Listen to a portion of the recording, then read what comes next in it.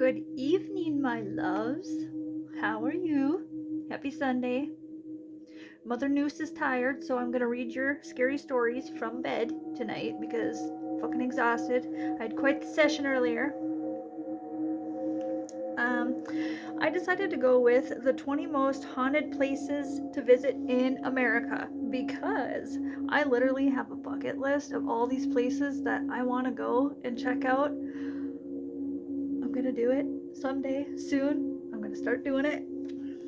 Anywho, the United States has plenty of notoriously haunted places. Whether you're swimming in Florida or getting a history lesson in Pennsylvania, you're bound to run into some uninvited guests in these parts of the United States, should you be on the hunt for them or not. If you find yourself in these most haunted parts of America, be on the lookout. And if you love a good spook, make sure to check out the list of most haunted homes in every state and these creepy haunted house stories that are sure to give you nightmares. Oh, and consider browsing and going on these spooky ghost tours. How fun would that be? We should totally go on spooky ghost tours. Hell yeah. There, I had to turn up my light a little. All right, let's see here. Number 1, St. Augustine Lighthouse of Florida. This lighthouse, built in 1824, originally owned by Dr. Alan Ballard, is associated with many a ghost story. Dr. Ballard was outraged when the government threatened to seize the lighthouse by eminent domain after the Civil War, and he refused to leave the property for all of eternity. His ghost had been spotted in the tower and on the grounds. Other spectators included 2 teenage girls who died tragically at the lighthouse. In 1873, Mary and Eliza Pitty, the daughters of a man working on the lighthouse, climbed into a boat used to carry their father's supplies from the bay to the lighthouse. But then the boat cord snapped. The sisters slid down the embankment and were thrown into the bay where they drowned. That's very sad. Apparently, you can still hear their girlish giggles echoing throughout the lighthouse late at night. Mary has also been seen wandering the grounds wearing the blue velvet gown and bow the day that she died. We should go there. That sounds like a good place. It's nothing creepier than little kid giggles. Alright, number 2. Lolani Palace in Hawaii, I believe. Okay, the royal residence was built in 1882 by the last king of Hawaii, King Kalakaua. I probably butchered that, but you get it. It remained that way until Queen, we're just going to call her Lilu because I cannot pronounce it, the king's sister and successor, was deposed and the Hawaiian monarchy was overthrown in January of 1893. It's now a public museum where security guards report seeing the Queen's ghostly figure and even the piano mysteriously playing in the Blue Room. That doesn't sound like too scary of a place, but I mean, still be pretty cool to check that out. Number 3, Pawtuck Mansion, Oregon. Oregon. Newspaper editor Henry Pawtuck and his wife Georgina built this French Renaissance-style mansion back in 1914 in Portland, Oregon. They died a few years later, and some say their spirits still linger. After their deaths, the mansion remained in the family until it was decided that it was to be sold in 1958. When a storm hit in 1962, it caused a lot of damage to the mansion. Developers wanted to demolish it, but the community stepped in to pay for its repairs and turn it into like a historic site. And you can visit it today. I don't know, that'd be all right. Nothing too creepy yet. We're gonna get there. RMS Queen Mary, California. Plenty of ghost hunters have explored this ship that's now docked in Long Beach, California. They've specifically searched stateroom B340, which, for your information, you can stay overnight in. I'm gonna pack my motherfucking bags. We're going. Records of paranormal activity in the room date back to 1967. Okay, with complaints of someone knocking on the door in the middle of the night. Other classic spooky complaints include bathroom lights turning on, faucets running, and doors shutting all by themselves. The vessel is believed to be haunted by spirits of deceased crew and passengers from its previous voyages. That sounds like a good one. I mean, yeah, that sounds good. These ghosts kind of sound like dickheads, though. When you're trying to sleep and they're just like Tommy knocking. 5. Colonial Park Cemetery, Georgia. This is actually one that I do want to see. It's on my list. Cemeteries practically emanate paranormal activity. Well, of course, darling. But Colonial Park Cemetery in Savannah, Georgia is a bit more active than most. The cemetery has quite a deadly track record. About 700 of those buried in Colonial Park lie in a mass grave, the victims of the yellow fever epidemic in 1820. The grounds were also once used for dueling, back when that kind of thing was legal. Men used to duke it out to the death to settle their differences. Huh. That area is now a children's park. What the fuck? That's ironic. Why? But at night, you can allegedly see the ghosts of those who fought to their deaths. The cemetery is best known for a single ghost, however, who goes by the name of Rene Rondolier.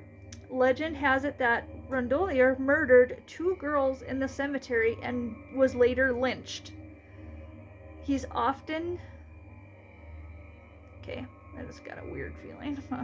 He's often still seen swinging from the hanging tree where he died, and is considered to be easy to spot. He was nearly 7 feet tall in his day. I mean, that would be... Let me back you up a little bit.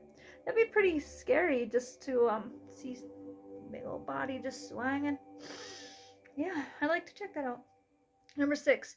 Crescent Hotel, Arkansas. Located in Eureka Springs, Arkansas, the Crescent Hotel is said to be an extremely haunted spot in America that may even have a portal to the other side. Fuck yes, we're going. We're going. Legend says radio personality and inventor Norman G. Baker bought it in 1937 and used it as a hospital to treat cancer patients, even though he had no training. Naturally, people allegedly died. Visitors have reported seeing the ghosts of Baker's patients and of Morris, a cat that used to live in the hotel and is buried behind it. So, this has a bunch of ghosts and a cat ghost. We gotta check it out. Okay? Yeah. Number 7. The Ohio State Reformatory. Excuse me. Many people died at this former prison in Mansfield, Ohio, which was used to film The Shawshank Redemption, which is a great fucking movie, total classic. If you haven't seen it, check it out. Shawshank Redemption. It's rumored to be haunted by former inmates who died from disease and or violence. The farm boss, his wife, and daughter, who were all kidnapped and shot to death by 2 parolees, and the warden and his wife, who both also died on the grounds from an accidental gunshot and fatal heart attack, respectively. Not sure what that respectively is there for, but whatever. Number 8. It's another cemetery. You know how Mama Noose feels about her cemeteries. Bachelor's Grove Cemetery in Illinois. Chicago is pretty haunted. Oh, great.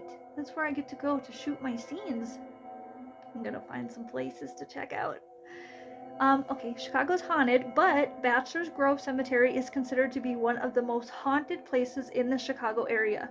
Most famous for the Madonna of Bachelor's Grove, a female ghost that has been photographed sitting on a gravestone. The cemetery is the source of over 100 reports of paranormal sightings, including apparitions, inexplicable noises, and glowing balls of light. So, to me, it sounds like there is a lot of energy at this place, and that's incredible. That's the stuff that I can feel. I don't have to see it, I can feel it. I want to go there. I gotta go check it out. Number 9. Baker Hotel, Texas. The Baker Hotel opened in 1922 and was declared a national landmark in 1982, but closed its doors to the public in 1972. Okay? And it has been crumbling ever since. Its decline, however, wasn't the source of its haunted tendencies. First discovered in the 50s and 60s, the woman on the 7th floor is the resident ghost at the Baker Hotel. She was the mistress of the hotel manager, but when the stress of her affair became too much, she threw herself off of the top of the building before the hotel closed. Lipstick stains were reported on glasses in rooms without guests, and the sounds of clacking heels still resonate through the decrepit hallways to this day. Are scorned lady ghosts your thing? Kinda. You can now go on a walking tour around the hotel. Oh my god, we need to go. We need to go. Number 10. Eastern State Penitentiary, Pennsylvania. Eastern State Penitentiary has long since been considered one of the most haunted places in Philly. The building was the largest American prison at its completion in 1829, and it remained operational until 1971, serving as the model for hundreds of prisons in the 19th, 20th centuries. Infamous criminals like Al Capone and Willie Sutton were inmates here. But the penitentiary is even more famous for its associates with the occult. It's been featured on countless ghost shows like Travel Channel's Ghost Adventures, Sci-Fi's Ghost Hunters, and MTV's Fear. Pretty kick-ass show. But even more convincing are the accounts of those who have been inside the prison and unknowingly confirmed each other's accounts. Certain cell blocks are associated with different chilling events like echoing voices, cackling, and wailing.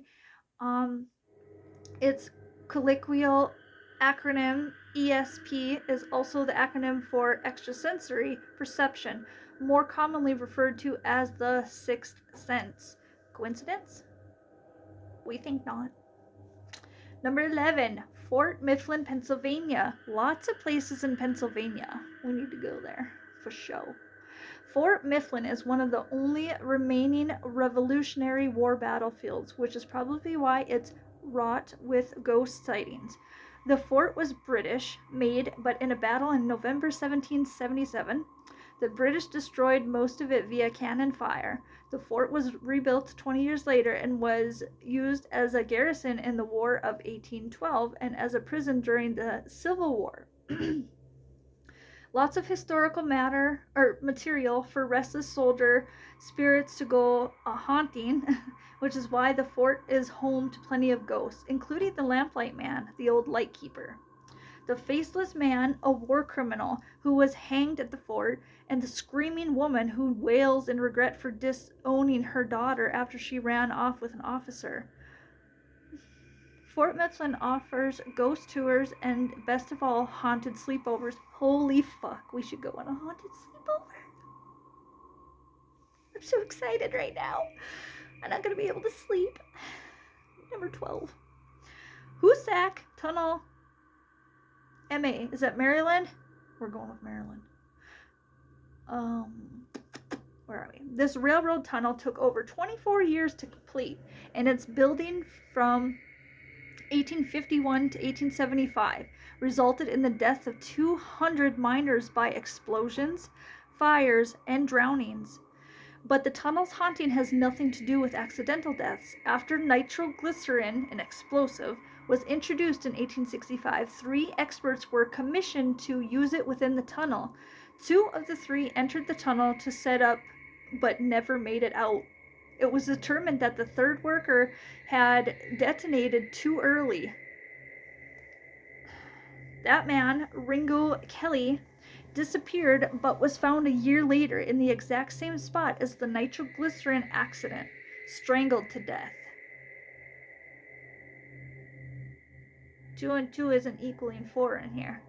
They believed Kelly was strangled by the ghosts of the 2 men he accidentally killed. Holy fuck, that's scary. Oh, I got goosebumps. Yeah, we need to go to that place too.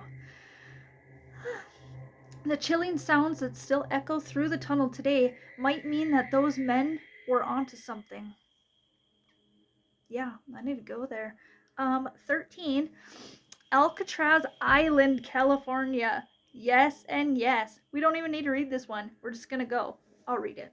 Alcatraz Island is home to one of the most haunted prisons in America. Most of us have heard of Alcatraz, haven't we? Located in the San Francisco Bay, Alcatraz was built in 1859, but didn't become a federal penitentiary until 1934. Up until 1963, Alcatraz housed many of the world's most notorious criminals and was also the site of prison personnel murders, inmate suicides, and escape deaths, which kind of explains why so many people get the heebie-jeebies when they go inside. The former prison has all the standard signs of paranormal activity. Classic ghosts in chains are reported to make don't know that word at night. They're making a ruckus. That's what the word is, ruckus. Okay, that's how you spell ruckus. Okay. In addition to standard wailing and moaning, many reports maintain that these noises come from the ghosts of Native American and Civil War prisoners who died on the island and during the war. But perhaps the most chilling account is one of inmate in the D block who reported seeing red eyes in his cell. He screamed all night long, and in the morning he was found dead and completely alone, strangled to death. D block is considered to be the most haunted section of the whole prison. Goosebumps. With one cell that is permanently 20 to 30 degrees colder than any other spot in the entire building. It makes sense that the Senator Robert Kennedy decommissioned Alcatraz in the early 1960s, and honestly, we're really glad that he did. But I also want to go check it out.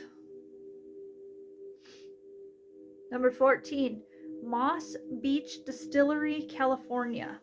This distillery once played a key role in bootlegging whiskey during the Prohibition. Built and named Frank's Place in 1927, the Speakeasy, nestled into a cliff, smuggled illegal whiskey up from the beach below.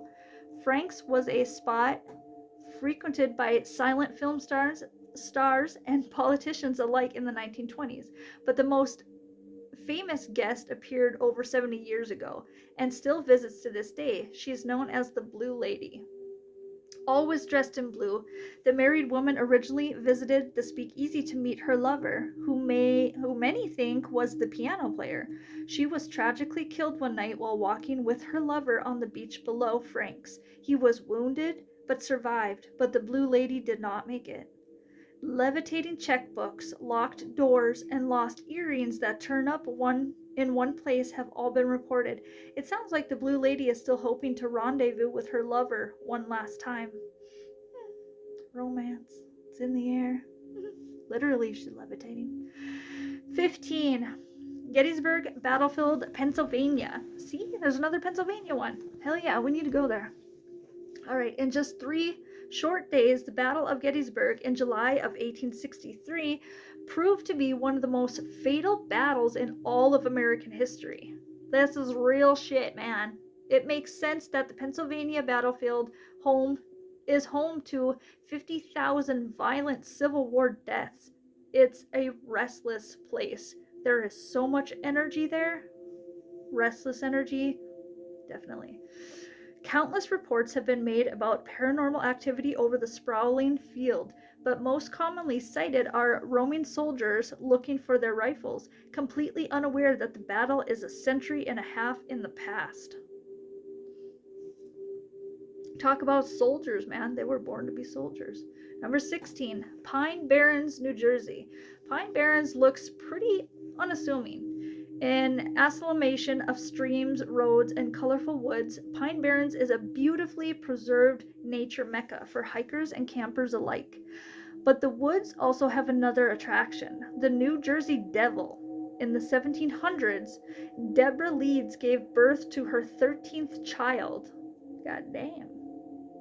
Exasperated with yet another birth, she said, "Let it be the devil."